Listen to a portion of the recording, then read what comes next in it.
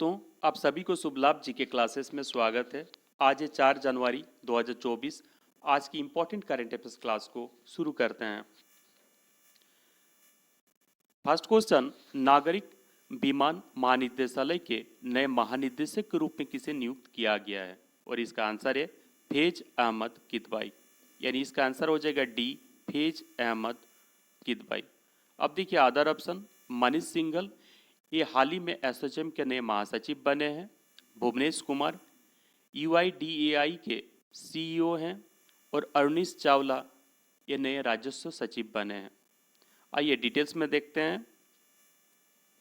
वरिष्ठ आईएएस अधिकारी फैज अहमद किदवाई नागरिक विमान महानिदेशालय के नए महानिदेशक बने हैं। वर्तमान में कृषि एवं किसान कल्याण मंत्रालय के अतिरिक्त सचिव श्री किदवाई मध्य प्रदेश कैडर के 1996 बेस के आईएएस अधिकारी हैं। अब बात करें नागरिक विमानन महानिदेशालय का, ये एक भारत सरकार का वैधानिक निकाय है और यह नागरिक उड्डयन को विनियमित करता है और सुरक्षित वायु परिवहन को बढ़ावा देने के लिए काम करता है। और इसका मुख्यालय कहाँ है? नई दिल्ली में इसका मुख्यालय है। अब देखिए नवीनतम नियुक्तियां। गूगल ने प्रीति लोबना को भारत के लिए अपना नया कंट्री मैनेजर और उपाध्यक्ष नियुक्त किया है। यूरोग्रिप टायर्स ने एमएस धोनी को अपना ब्रांड एम्बेसडर नियुक्त किया है। भारत ने दिनेश भाटिया को ब्राजील के नए राजदूत के रूप में नियुक्त किया है। जी बालासुब्रमण्यम को मालदीव में उच्चायुक्त नियुक्त किया गया है। भारतीय महिला क्रिकेट टीम के पूर्व कप्तान मिताली राज को आंध्र क्रिकेट एसोसिएशन द्वारा महिला क्रिकेट संचालन के लिए मेंटर नियुक्त किया गया है। नेक्स्ट, हरभजन और सानिया मिर्जा को दुबई स्पोर्ट्स काउंसिल के राजदूत नियुक्त किया गया है। अरविंद सिंह साहनी को इंडियन ऑयल कॉरपोरेशन का नया अध्यक्ष नियुक्त किया गया है। सोनू सूद को थाईलैंड के लिए ब्रांड एम्बेसडर और पर्यटन सलाहकार के रूप में नियुक्त किया गया है। और भारत के 51 मुख्य न्यायाधीश न्यायमूर्ति संजीव खन्ना बने हैं। हर्षवर्धन अग्रवाल को भारतीय वाणिज्य एवं उद्योग महासंघ यानी फिक्की के अध्यक्ष नियुक्त किया गया है। अभी हाल ही में राष्ट्रपति द्रौपदी मुर्मू ने 5 राज्यों के नए राज्यपाल के नियुक्त किए हैं। हरिबाबू कुंभपति को ओडिशा का राज्यपाल नियुक्त किया गया है। जनरल बीके सिंह को मिजोरम के राज्यपाल नियुक्त किया गया है। राजेंद्र विश्वनाथ आर्लेकर को केरल का राज्यपाल नियुक्त किया गया है। आरिफ मोहम्मद खान को बिहार का राज्यपाल नियुक्त किया गया है। और अजय कुमार भल्ला को मणिपुर का राज्यपाल नियुक्त किया गया है।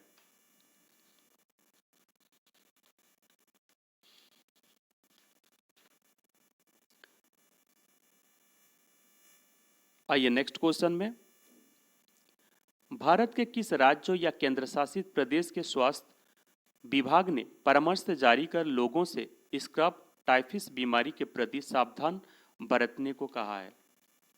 और इसका सही आंसर क्या है? इसका सही आंसर है पुदुचेरी या पंडिचेरी।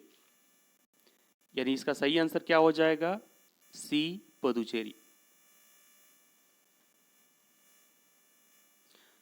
आइए डिटेल्स में देखते हैं। स्क्रब टाइफस बीमारी आमतौर पर सर्दियों में देखी जाती है। यह बीमारी संक्रमण नहीं होती, केवल संक्रमित पिस्सू कीड़े से फैलती है। अब देखिए स्टैटिक जी के, पुदुचेरी 1 नवंबर 1954 को भारत का केंद्र शासित प्रदेश बना था। इस दिन भारत ने फ्रांसीसी कब्जे वाले क्षेत्र को भारतीय संघ में स्थानांतरित कर दिया था। हालांकि 1963 में पेरिस में फ्रांसीसी संसद ने भारत के साथ संधि पुष्टि की, जिसके बाद पुदुचेरी आधिकारिक तौर पर भारत का हिस्सा बन गया। देखिए एग्जाम क्वेश्चन में पूछा जाता है पुदुचेरी का पहला नाम क्या था और इसका नाम कब बदला गया था? तो इसका आंसर क्या होगा? पुदुचेरी का पहला नाम पंडिचेरी था और इसका नाम 1 अक्टूबर 2006 को आधिकारिक तौर पर इसका नाम बदलकर पुदुचेरी रखा गया था। किसका? पंडिचेरी का। अब देखिए पांडिचेरी की स्थापना किसने की थी?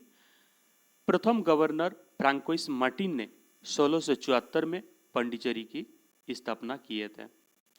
और दिसंबर 2024 में पंडिचेरी में चक्रवात फेंगल ने पुदुचेरी में तबाही मचाई थी। नाम याद रखिएगा, चक्रवात फेंगल।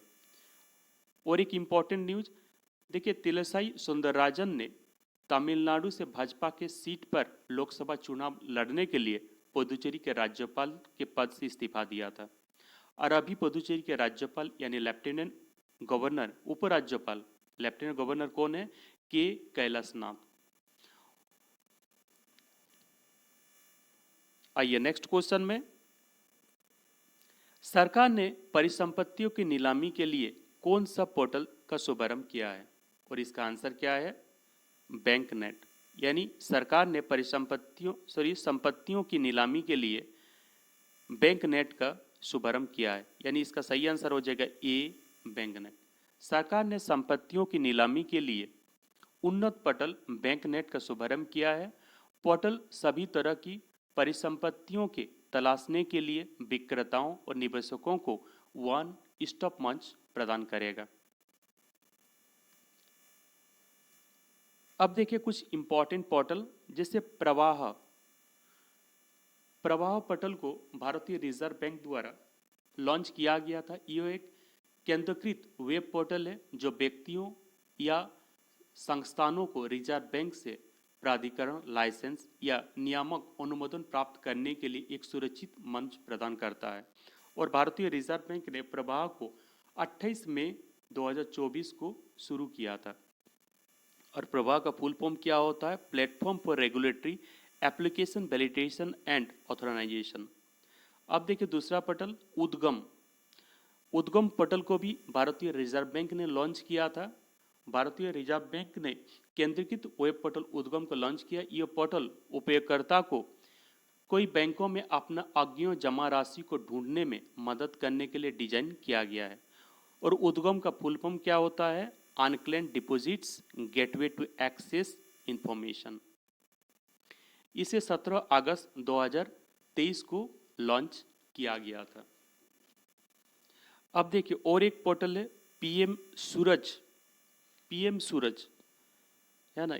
इसका फुल फॉर्म क्या होता? पीएम लॉन्च सूरज, प्रधानमंत्री सामाजिक उत्थान एवं रोजगार आधार जनकल्याण। इसका फुल फॉर्म होता है।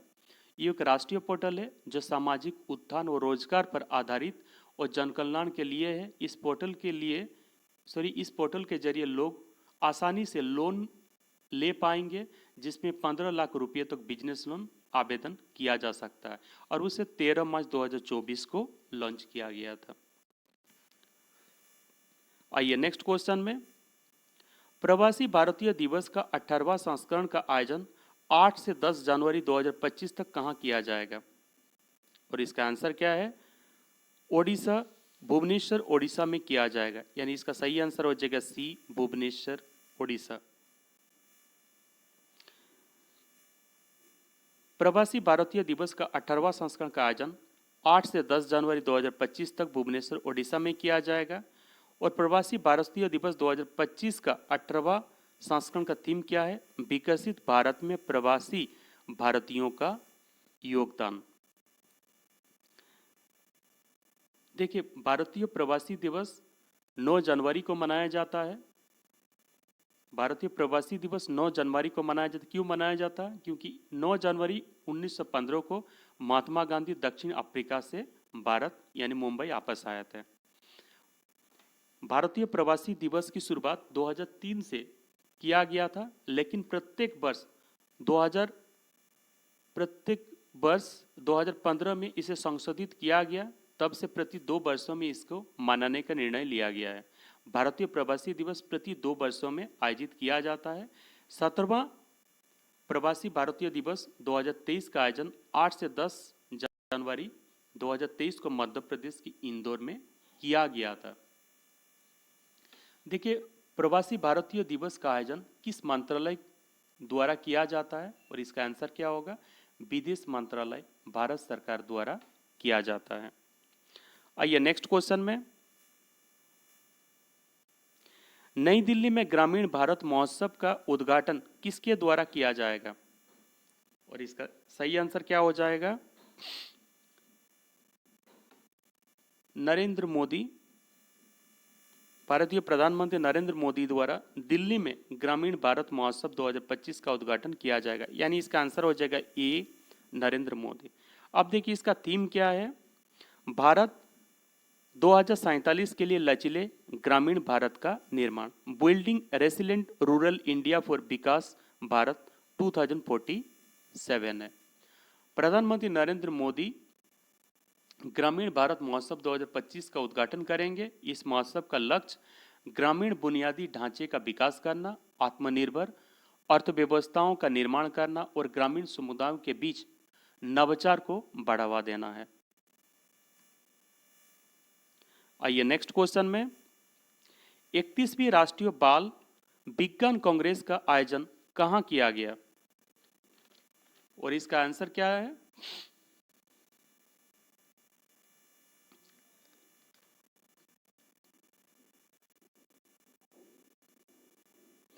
भोपाल में इसका आयोजन किया गया है। इसका सही आंसर हो जाएगा ए, भोपाल, यानी 31वीं राष्ट्रीय बाल विज्ञान कांग्रेस का आयोजन भोपाल में किया गया, भोपाल में किया गया। ठीक है, मध्य प्रदेश के मुख्यमंत्री डॉक्टर मोहन यादव ने भोपाल में 31वीं राष्ट्रीय बाल विज्ञान कांग्रेस का उद्घाटन किए हैं।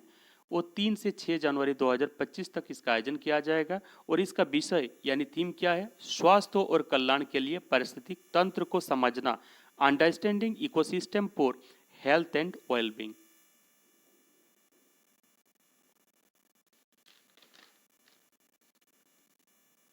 ठीक है, पहला राष्ट्रीय बाल विज्ञान कांग्रेस का आयोजन 1993 में किया गया था। इसमें 10 से 17 वर्ष के आयु के बच्चे भाग लेते हैं।